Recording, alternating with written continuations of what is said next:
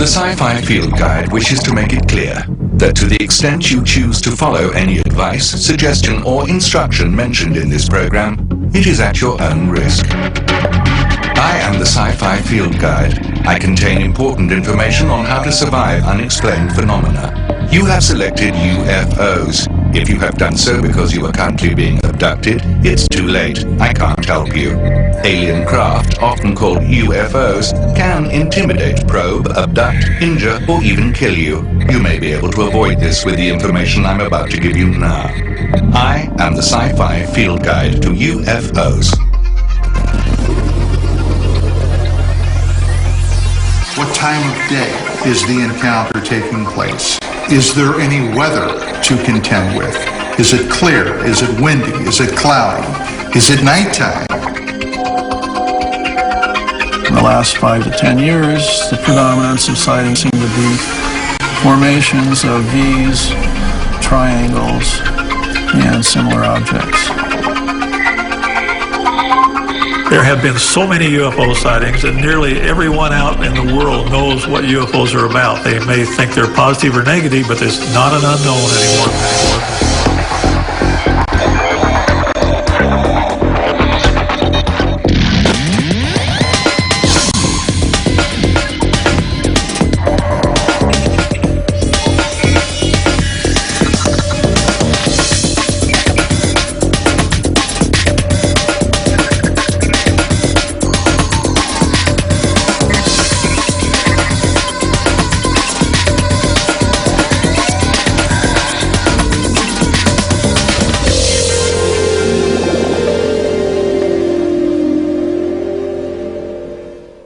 Less regard for your personal space. They derive pleasure from harassing humans in a variety of ways. The Sci-Fi Field Guide to UFOs is now active.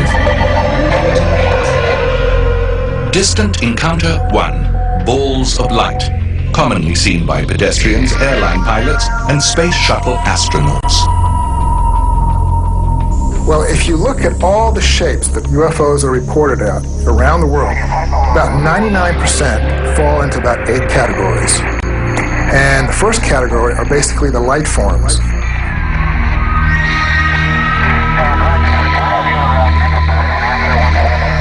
Observe footage actually recorded by an underfunded terrestrial space agency. On the 15th of September, above the subcontinent of Australia, between Australia and New Zealand, STS-48 was flying at an altitude somewhere around 200 miles. And it was actually sending a live feedback of a lightning storm that was going on beneath the shuttle flight. And while it was shooting this live feed, this lightning storm, with a camera that was bolted to the shuttle itself, an anomalous object rose above the limb of the Earth. User, would you identify this as A. Space flotsam, B. Evidence of alien intelligence, C. Recently ejected human bodily fluids? NASA claimed that it was wastewater from a shuttle water dump. Field Guide warning. Government and military organizations have made a science out of misleading the public. Upon hearing any official explanation, open both ears and let the explanation pass through one and out of the other. Then continue on with your investigation. Okay. Let's analyze pictures of water droplets and ice crystals, get the exacting data of what they look like and they behave like, and compare them to each other. See if it's ice crystals. It's not ice crystals. It's not water. It doesn't behave like that. Water has never been known to have great decision-making capabilities. As you are about to see, this ice crystal appears to change its mind. And an unusual thing happened. It appeared a bright object was flying over the horizon. Something shot at it from the surface of the Earth, and it changed direction abruptly and flew off. Field Guide warning. Engaging an alien craft in a hostile manner such as this could result in, quote, having your butt handed to you, unquote. I theorized, because of not only the violent evasive maneuvers that this object took and this brilliant flash of light, but then a streak of something that would have impacted where the UFO was had it not have made the right angle turn, that there was some type of weapons firing. When confronted by the unknown, a typical human response is to fire a large gun or missile. This is not only ineffective, but also rude. The 140 to 45 degree turn that this makes almost instantly, and at least quadrupling its speed, if not more, the G-forces would have been inconceivable for any human being to withstand. Balls of light are far from being the only unexplained thing in the sky, and they don't always travel solo. Distant Encounter 2. Formations. Alien craft traveling in a distinct group, pattern, or posse.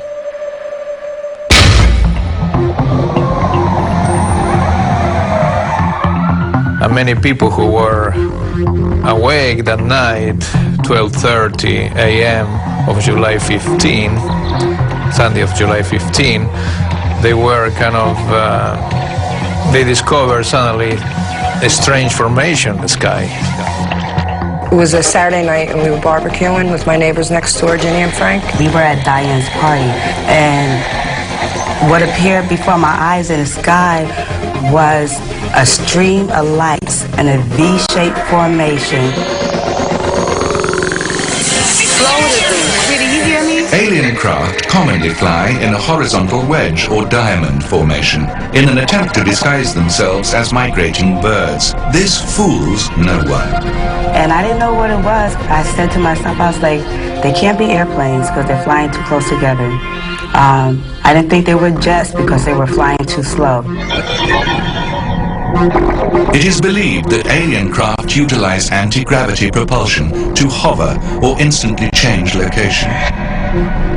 It was coming at us really slow, and it was color almost like what I have on, to describe it, with a very yellow golden light surrounding it, and there were many beams of light in the whole area of the perimeter.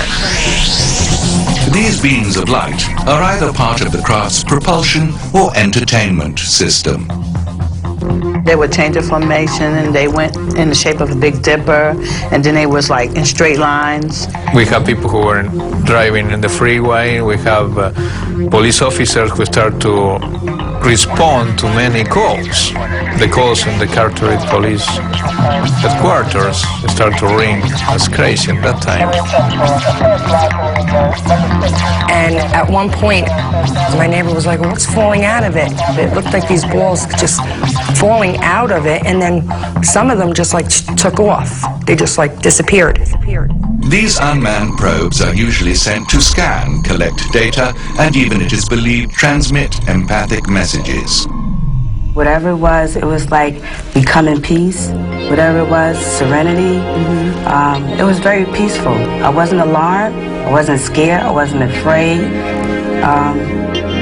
That's the best way I can explain it. It was, like I said, a non-threatening thing. It was a peaceful, actually, it was a real beautiful thing to see. We refer you to Rule 1. Do not trust aliens. This is a massive sighting, one of the massive sightings in the history of ufology, corroborated by a great video.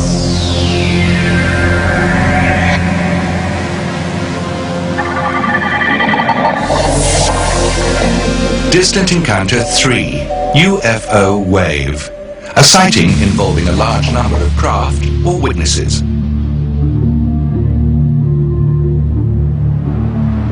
We estimate about 10 different events that occurred on that one particular night, and that's what makes it so remarkable. The first report came in from Henderson, Nevada. The witness said there was a V formation of lights heading into Arizona, and then we had various accounts from just right down the line from northern Arizona to central Arizona down to Tucson. And by doing an aerial view of the data overlaid on top of a map of a state, we're able to create a simulation of what was actually going on. Very slowly making a turn, and all of a sudden changing its shape, changing the colors of the lights, and heading directly to where Tim Lee and his son were just pulling into their driveway right here in central Phoenix. You look at a random sampling, number of people who report something compared to the population, we get about 30,000 people that probably saw this event happen. When witnessing UFOs with others, immediately write down what you've seen and then compare your stories. Be prepared. Most authorities will treat you as if you are insane. We have a handful of witnesses that are reporting single lights and double lights that are dancing with each other and then zooming off in the direction of the large craft. And this was what people call a black triangle, but it was probably one of the largest black triangles ever reported. In this case, the triangle was over 1 mile in length, or in layman's terms, really huge. The triangles seem to like to move around at very low altitudes. Some people have reported them right above treetop level. When you witness a craft of this magnitude, it may cause panic, flight reaction, or loss of bowel control. Attempt to remain calm and observe details of the craft. I'm watching it really close, and all of a sudden my eye caught this shape. And what it looked just like a carpenter square with these 5 lights set in it. When the last light came by, I was standing right there with my wife. I looked right up into it.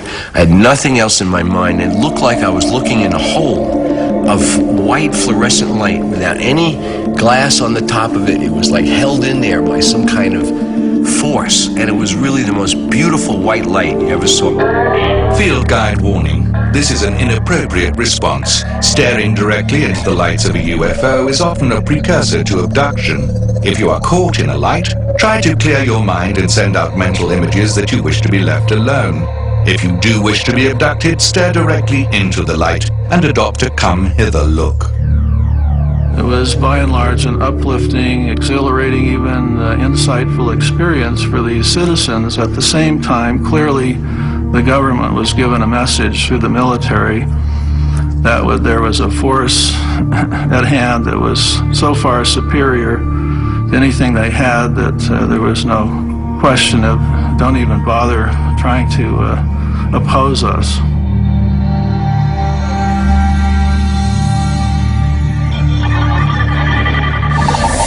Next, you will witness detailed UFO flight footage and a close encounter of the first kind. I am your sci-fi field guide to UFOs. In UFO formations, now you must learn to identify one of the most dangerous, elusive, and silly-looking types of alien craft.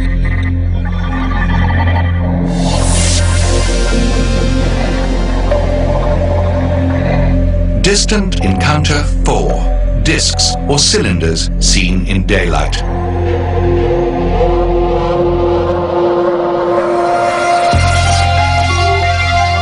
A UFO that demonstrates unusual characteristics is most commonly an orb of light at night. Disc-shaped objects, cylinders, are not as common occurrence.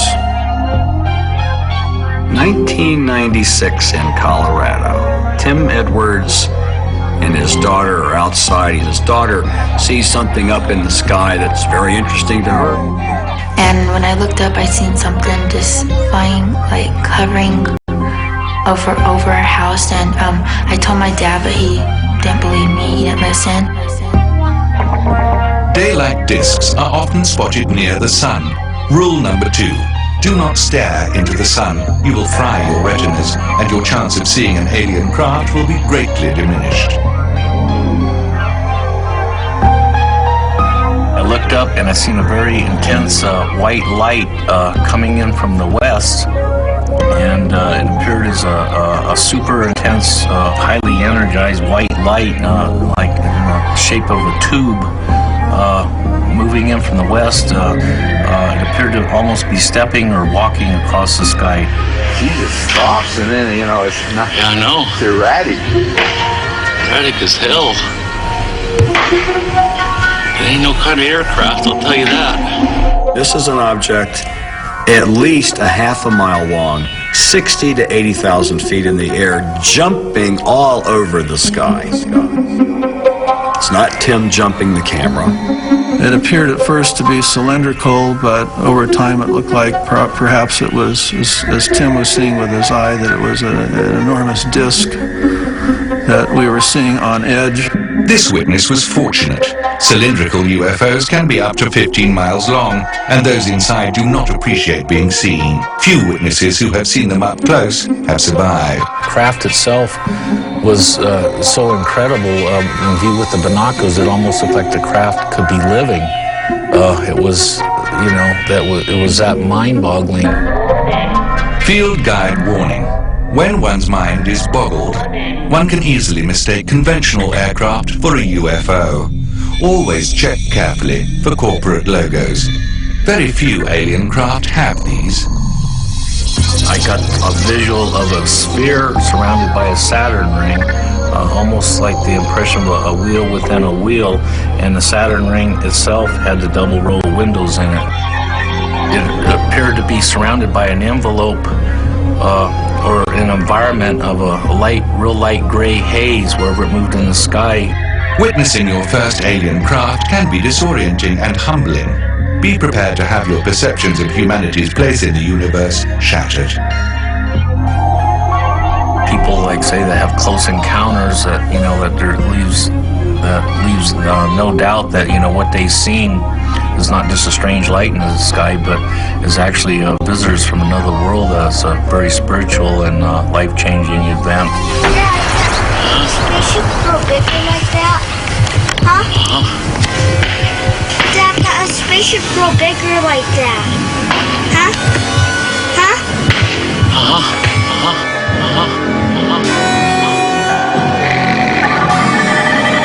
Alien craft are extremely difficult to videotape, so I suggest you use a camera with a video stabilization system. Caution. Mistaking an advertising blimp for an alien craft can lead to embarrassment, ridicule, and forfeiture of footage royalties.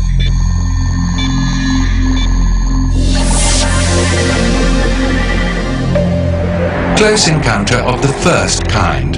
A UFO sighted within 150 yards of the witness.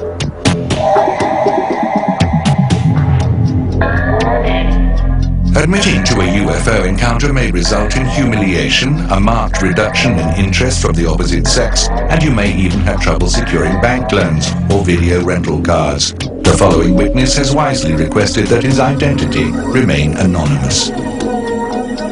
July 2nd, 1998, my wife and I were in the backyard of our home, and she was planting flowers. It was a clear day, blue sky, and I see this thing, this object breaking through the clouds as I'm facing south. The clouds were at some distance, but I could see this thing was big, and actually it looked like an egg. Actual eggs have no method of propulsion. Alien craft use several propulsion methods, many of which are currently being reverse engineered by the U.S. Air Force. It had no undercarriage, it had no wings, so I immediately ran inside. I got my video camera, which I had in the dining room. Try to keep a recognizable object in the frame at all times. This helps experts calculate size, distance, and authenticity. UFO programs will pay more for this type of footage. It looks like two whitish dots joined together like that. It maintains that sort of an image shape all the way across the field of view of the video. Field guide warning. Like celebrities, these craft can often detect when they are being filmed. They may respond in unpredictable ways. You can get a better view or another shot at it. I started walking. I didn't feel as if this was an important event anymore. I don't know, my emotions were just totally whacked out, changed. Alien craft can often erase your memory of the event. Therefore, if you have no recollection of a close encounter, it probably happened. And the last thing I remember was facing my wife, and she was looking at me. We didn't say a word to each other, and she went back to her gardening as if nothing had happened. Hypnotherapy can restore your complete memory after a sighting, but beware, the memories are often shocking and disturbing. Next, how to recognize different alien species. I am your sci-fi field guide to UFOs. Many interact with you on a daily basis. Your options are A. Remain blissfully ignorant. B. Become paranoid. C. Learn alien identification skills.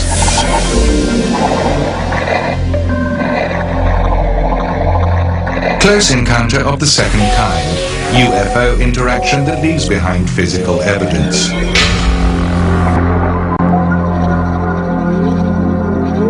Basically, it was probably 2:32, 2:35 in the morning, and the tone went off for the fire department, and we were dispatched to a auto accident. Now, where this happened is like, it's just maybe a half a mile down the road from the fire station, which also makes it very interesting. They didn't even really have to go very far. There was a pickup truck.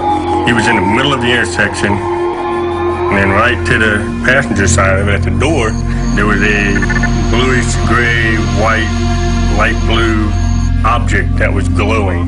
It didn't have no wheels. It didn't seem to be on, like an engine running. It kind of hovered above the ground about 1.5 to 2 feet, and it looked like a flame. But you could get close to it and touch it if you wanted to, and it wouldn't hurt you. Field guide warning. UFOs can emit even more harmful doses of radiation than your cell phone. Maintain your distance if possible. As we were there, it just kind of like started fading, like a light bulb that's been on for a year or two. It just fades its way out, and it just vanished. It seemed like we were there for hours, because I don't know if it's because of the way that it dimmed itself out and the light faded away. Maybe that seemed like it took forever to do, but it seemed like we were there for at least an hour or two. When observing a craft at close range, constantly be aware of your mental state. Monitor the passage of time. During a sighting, avoid drinking or ingesting hallucinogenic drugs. They could undermine your story later. He started to get real tired, very, very tired, and he said he believes, he's not certain, but he thinks the other guys probably felt the same effects. My theory of it is that this was something that was drawing energy from us to get back to where it came from. That's a very strange observation to make. And also a very unlikely one. Despite what you may have seen in The Matrix, the human body is actually a very poor source of bioelectric energy. Your most valuable energy byproduct is methane, which the aliens find repellent. He was so tired, he was still in bed the next morning. He said the phone rang and he was called to come up to the fire station. And so when they get up to the fire station, they walk in this room, and there's 3 men in this room that he'd never had seen before. These men were most likely sent from nearby Wright-Patterson Air Force Base. Here, the US government trains humorless men to wear dark sunglasses and deny the existence of aliens. It's a good theory that if something like this really did happen, and it makes sense that one of the officers present would have alerted Wright-Patterson Air Force Base. That's procedural. I got the sense that they were authority figures, whether military, CIA, men in black, what, I don't know. They had no name tags. They were wearing regular plain clothes, and they didn't offer any name. And they were straight to the point. You didn't see nothing, it didn't happen, don't talk about it. And that's all they had to say. And we were dismissed. If you are ever visited by mysterious figures wearing unusually dark, dated or funereal clothing, ask for names and identification. If possible, record the conversation. Never give away physical evidence of your encounter. If it is a government experiment, they did a pretty good job making up whatever it was. But if it wasn't a government experiment and the government doesn't even know, then why try to hide it? Let's find out more about it. Maybe it could be something useful for people.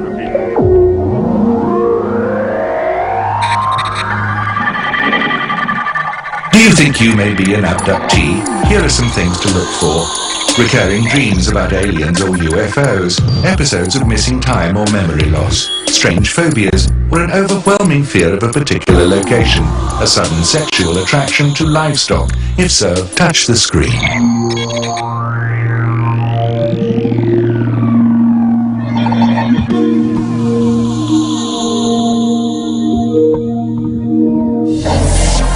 Close encounter of the third kind. A visual sighting of an alien life form. There seems to be a variety of alien life forms that people claim to have encountered over the years. And this includes what we call CE3, Close Encounters of the Third Kind, where entities have been observed in the vicinity of landed craft. Aliens visit Earth primarily for three reasons: to collect soil samples, sightseeing, and to abduct humans for medical experiments. The Socorro Lonnie Zamora case from 1964 is probably the best single witness case that there is. Lonnie Zamora was a patrolman at the time. He was on the highway chasing another car. And as he was speeding down the highway, he saw a flash of light in the sky. Field guide warning. A flash from the sky might mean an electromagnetic pulse has been sent to disable your vehicle. In this scenario, exit your vehicle and run away extremely fast. And he thought perhaps a dynamite shack in the area might have exploded. He sees in the distance, about 100 yards away from him, what appears to be an overturned car. And looking closely, he thought there were a couple of teenagers standing by the overturned car. What the witness actually saw were greys, aliens known for their distinctive fetus-like appearance. The short, gray-skinned, large-headed, with black wraparound eyes. Greys are but one race of alien visitor. The reptilians take on human characteristics to disguise green, scaly skin. The Nordics appear as large, blonde, beautiful men and women. And the Baldwins disguise themselves as Hollywood actors. And apparently these humanoid entities then noticed that Zamora was up there looking at them. They ran around the other side of the craft, and suddenly this thing took off in a burst of flame from the craft lifting up. He was knocked to the ground. Immediately radioed for assistance. A New Mexico State police officer who knew Zamora came out to the site. He described what he had witnessed. They went down and examined the area, and it was very apparent that something had been down there in the dirt. There's apparently some smoldering spots, there are some indentations, and the investigation starts right away, right after the sighting had been completed. The Air Force was notified. They sent several individuals out there to examine the site, and there was never a clear final answer as to what Zamora saw. You have some burn marks, you have investigation by the Air Force, by intelligence agencies, by several UFO groups, and everyone was just absolutely puzzled by it. Next, I will prepare you to survive the trauma of an alien abduction. I am the sci-fi field guide to UFOs. I am your sci-fi field guide to UFOs. It is time for you to be primed on newly reported close encounters, all involving alien contact.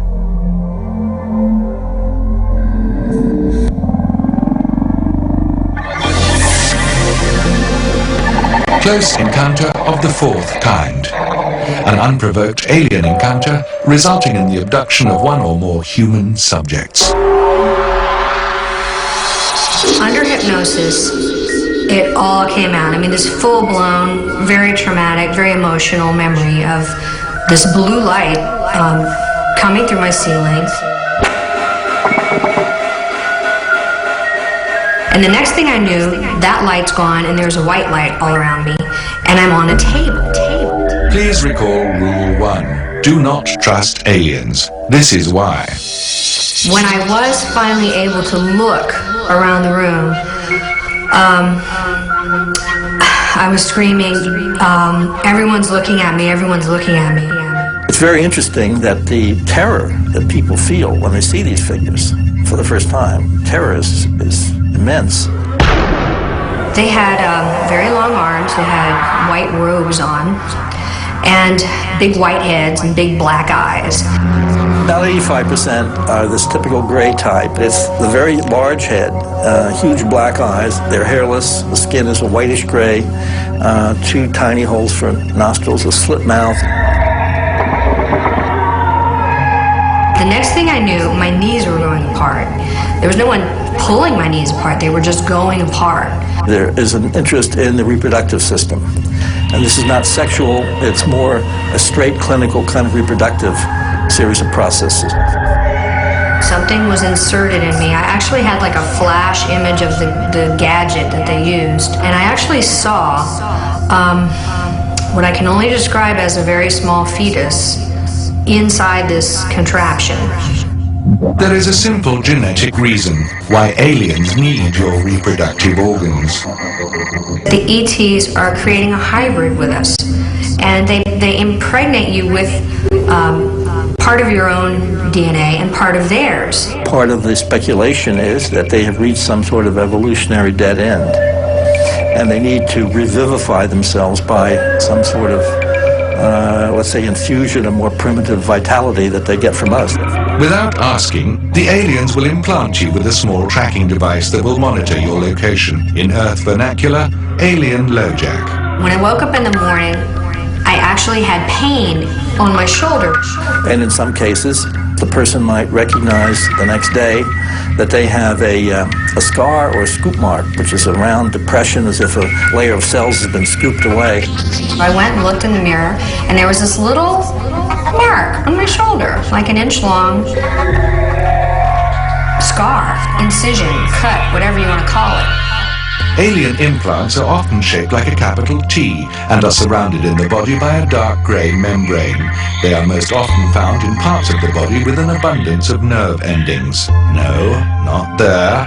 More likely the shoulders, the buttocks, or the cerebral cortex. We don't know what their function is. We have x-rays of them. There have been reputed attempts at successful attempts at recovering them, but nothing yet has shown itself to have so many bells and whistles that it's clearly not from this earth.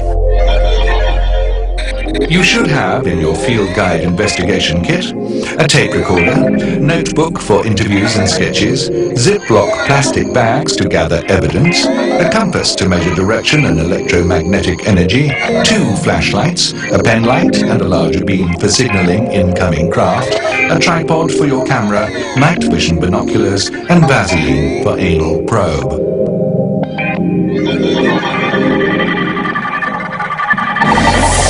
Close encounter of the 5th kind. An ongoing telepathic relationship with an alien race.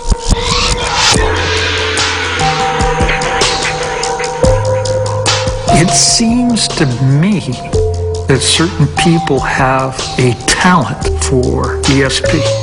It's just like anything else. Some people can sing very well, and others can't carry a tune, right? And some people seem to have that natural talent. I first saw my first UFO back in 1972 when I was aged 8. It was a silver object with portholes around the middle. It was very, very low down, and I could see, or I thought I could see, figures in the window, in the portholes looking at me. I've seen red objects, red pulsating objects, black objects, silver, orange.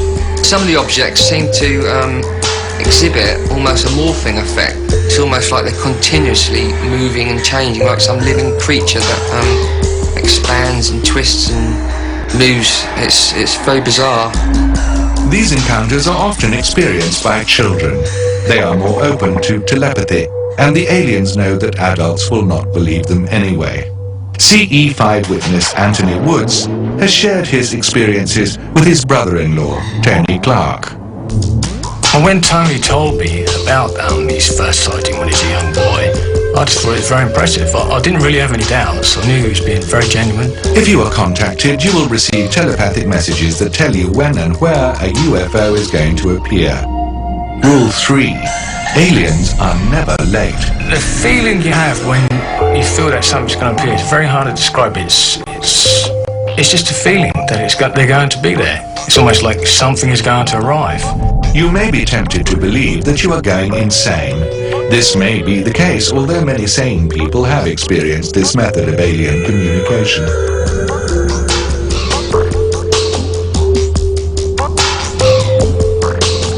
It's just like someone has planted, has told you in your head that they're there, you know, that you've got to be here or there. For instance, on the 6th of the 1st, I had a strange feeling when I woke up, and I had this very, very strong feeling to go to Portsdown Hill because I was going to film something. And I rang my brother-in-law up and said, we've got to get up there. And 10 minutes, 15 minutes after we got up there, the three came. Well, there have been many occasions when Tony, my brother-in-law especially, have felt that they were going to appear, and it has happened many times. It's hard to explain, but it does happen. There is only one type of UFO encounter left to explore. Field guide warning. The intensity level of this encounter is so extreme, it may produce massive levels of stress and anxiety. I am your sci-fi field guide to UFO. Field guide to UFOs. We will now examine the most intense and frightful contact known to affect the human species.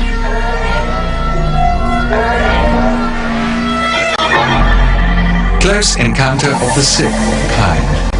A UFO encounter resulting in death or great bodily harm to the witness. There have been many more than are generally known cases where individuals have been injured or even in some cases died as a result of UFO encounters. The Cache Landrum case is a UFO incident that occurred on December 29th, 1980. It was a Monday night during the holiday period. Betty and Vicky were co-workers. Colby Landrum was Vicky's grandson, and the boy was just riding along listening to them, bored as could be, and he saw a bright light ahead. And he said, "What's the bright light? What's that? What's that?" And so they got closer and closer, and this bright light, suddenly it was elongated, it upended and came down over the road in front of them. And then that got their attention. And when it did, it was very bright and very hot. Betty got out of the car and walked up to the front of the car, going to see this thing. She put her hand up in front of her face to shield her eyes, and looked and looked. You are about to hear the only surviving interview with Betty Cash. I thought the world was coming to an end. It was bright, the lights were bright, and there was a lot of heat coming from this object.